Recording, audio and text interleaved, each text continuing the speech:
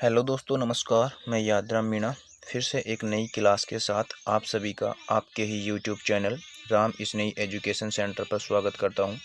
तो दोस्तों, मैं आशा करता हूं कि आप सभी बहुत खुश होंगे, मस्त होंगे और लगातार जो अपनी पढ़ाई कर रहे होंगे। और हाँ दोस्तों, लगातार अपनी पढ़ाई को करते रहें ताकि आने वाले प्रत्येक एग्जाम में जिसकी भी आप तैयारी कर रहे हो उसमें अच्छा स्कोर दे सके और अपनी मंजिल को पा सके। तो देखिए दोस्तों, आज का जो सेशन है ये मैथ का रहने वाला है और इसमें वो इंपॉर्टेंट क्वेश्चंस करवा दिए जाएंगे जो आपको एग्जाम में हूबहू छपे हुए मिलेंगे। तो देखिए दोस्तों, इसी के साथ हम क्लास को शुरू कर रहे हैं। देखिए दोस्तों, पहला क्वेश्चन जो आपकी स्क्रीन पर है, क्वेश्चन क्या कह रहा है मैं इसको पढ़ दे रहा हूँ फिर समझाऊंगा। देखिए, ए बी और सी के खर्च का अनुपात क्रमशः 16:12:9 है और उनकी बचत उनकी आय का 20%, 25% और 40% है। यदि उनकी आय का योग 1530 है तो बी का वेतन ज्ञात करें। क्वेश्चंस में हमको दे रखा है कि तीन नाम के कोई व्यक्ति है, ए नाम का, बी नाम का और सी नाम का।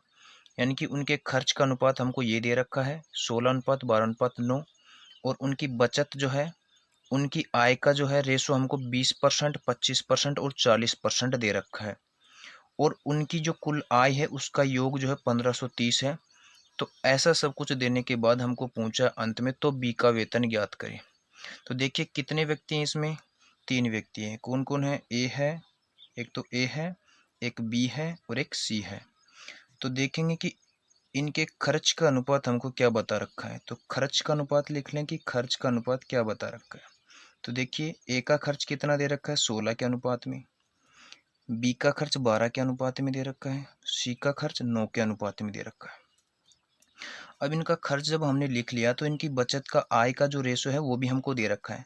तो इनकी जो बचत है वो किस रेशो में दे रखा है 20%। ए का जो है 20% बता रखा है, बी का जो है 25% बता रखा है दोस्तों, और जो सी है इसका 40% दे रखा है।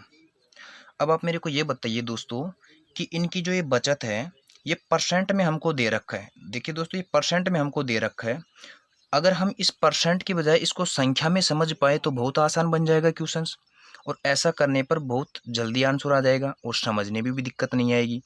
तो जिनको बचत का जो रेशो है इसको हम परसेंट में देख ले तो बहुत आसान हो जाएगा। तो देखिए 20% को अगर हम संख्या में देखें तो 20% का मान कितना होता है, 20% का मान कितना होता है 1/5। कैसे होता है देखिए, जब यहाँ से परसेंट हटाऊंगा तो नीचे 100 आ जाएगा, क्योंकि परसेंट हमेशा अपने साथ में 100 को रखता है। क्योंकि परसेंट का मतलब होता है, ये जो परसेंट होता है इसका मतलब होता है प्रत्येक 100 के ऊपर कही जाने वाली बात। इसीलिए जब यहाँ से परसेंट हटता है तो नीचे 100 आता है, क्योंकि परसेंट हमेशा अपने साथ में 100 को रखता है। तो मैं 20% को जब देखता हूँ तो परसेंट हटाता हूँ नीचे 100 आएगा। अब कटा लूंगा कि 20 से कम 20 और 20 से पंजो 100, यानी कि एक ऊपर है बटे में कितना 5 है। तो 20% का मान निकल कर कितना आया 1/5। तो इस 20% को जब मैंने संख्या में देखा तो कितना निकल कर आया 1/5। उसी प्रकार जब 25% को देखूंगा तो दोस्तों इसका मान होता है फ्रैक्शन में 1/4।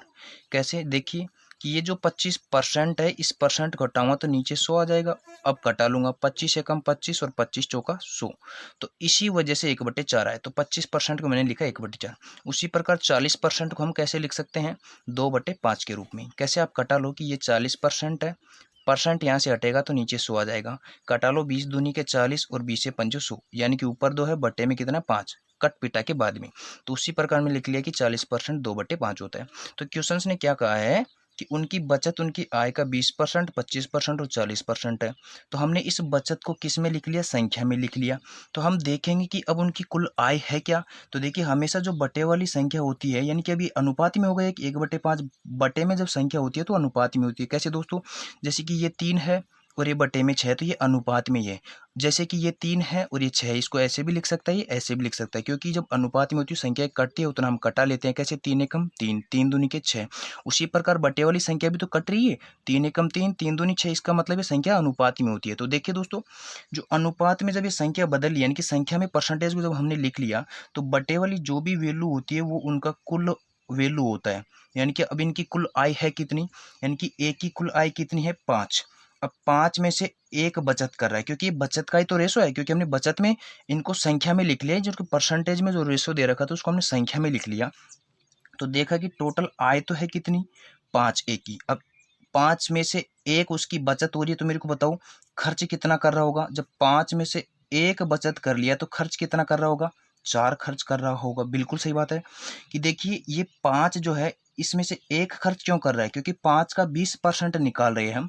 जब 5 का 20% निकालेंगे तो एक ही होगा। कैसे दोस्तों, देखिए ये 5 है, इसका हम 20% निकालेंगे तो ये परसेंट यहाँ से हटेगा तो नीचे 100 आ जाएगा। अब कटा लो, 20 से कम 20 और 20 से 5 100 और 5 से 5 कट जाएगा, बच गया 1।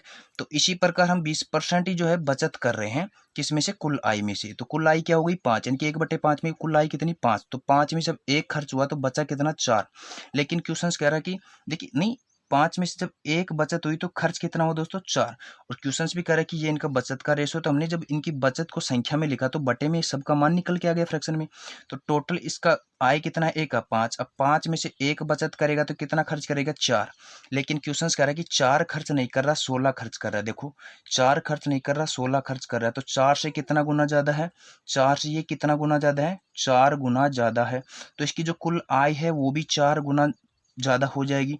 तो अब इसको 4 गुना करेंगे तो 5 चौक कितना हो जाएगा 20। तो ए की कुल आय कितनी है 20। ठीक है दोस्तों, उसी प्रकार हम आगे देखें कि जब बी जो है बी का 25% खर्च कर, बी का 25% जब ये बचा रहा है, किसमें से, कुल आय कितनी है 4, 4 में से जब एक वो बचा रहा है तो बताइए खर्च कितना होगा, 3 खर्च हो जाएगा ना, बिल्कुल हो जाएगा। अब 4 में से एक बचा रहा है, यानी कि 4 में से एक ही क्यों बचा रहा है, क्योंकि 4 का 25% एक ही होता है। कैसे कि ये 4 है, इसका जब 25% निकालूंगा तो परसेंट यहाँ से हटाऊंगा तो नीचे 100 आ जाएगा। 25 से कम 25 और 25 चौका 100, 4 से 4 कट जाएगा, एक ही तो बचा। तो जो बी की कुल आय थी 4, उसमें से जब एक बचा है तो खर्च कितना 3। अब क्वेश्चन कह रहा है कि 3 खर्च नहीं कर रहा, वो 12 कर रहा है बी। तो इससे कितना गुना ज्यादा है 12, तो 3 से 4 गुना ज्यादा है। तो उसी प्रकार कुल आय थी कितनी 4, तो कुल आय भी 4 ही गुना होगी। तो 4 चौक कितना हो जाएगा 16। तो बी की आय कितनी निकल कर आ गई 16। उसी प्रकार हम देखेंगे कि भाई जो सी है उसकी कुल आय कितनी है 5, यानी कि हमने सभी संख्याओं में बटे वाली को कुल आय माना है। तो देखिए बी जो सी है, अब इसकी कुल आय कितनी है 5 है।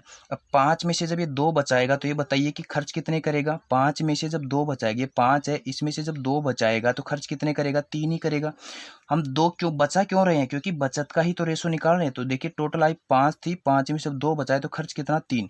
लेकिन क्वेश्चन कह रहा है कि सी 3 नहीं बचा रहा, वो तो 9 बचा रहा है। इससे कितना गुना ज्यादा बचा रहा है, 3 तिया 9, 3 गुना ज्यादा बचा रहा है। तो इसकी कुल आय भी तो 3 गुना होगी, तो 5 3 15। तो सी की आय कितनी होगी 15। तो हमने जब इतना सब कुछ किया तो मेरे को ये बताओ कि जब एक का कुल आय कितना निकल कर आया 20, बी का 16, सी का 15, ये सब रेशो में निकल कर आए हैं।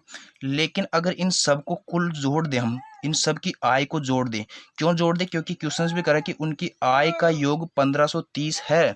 तो बी का वेतन क्या होगा। जब हमने इन सब को निकाल लिया कि भाई ए का जो आय का रेशो है 20 है, बी की आय का रेशो 16 है, सी की आय का रेशो 15 है, तो इन सब को हम जोड़ दे तो इनकी आय टोटल कितनी हो जाएगी। देखिए जोड़िए, 20 और 16 कितना हो गया 36, 36 और 15 कितना हो गया 36 और 10 46 और 5 51, कितना हो गया टोटल 51।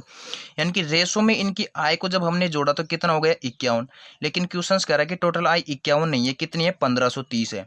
यानी कि 51 से कितना ज्यादा है दोस्तों, 51 से कितना ज्यादा है दोस्तों, 1530 जो ये है ये 51 से कितना ज्यादा है, यानी कि इससे कितना गुना ज्यादा है, इससे कितना गुना ज्यादा। अगर इसको हम गुना देखें तो इससे कितना गुना ज्यादा है 30 गुना ज्यादा है दोस्तों। कितना गुना है 30 गुना। कैसे, जब 51 को हम 30 से गुना करेंगे तो 1530 ही निकल कर आएगा।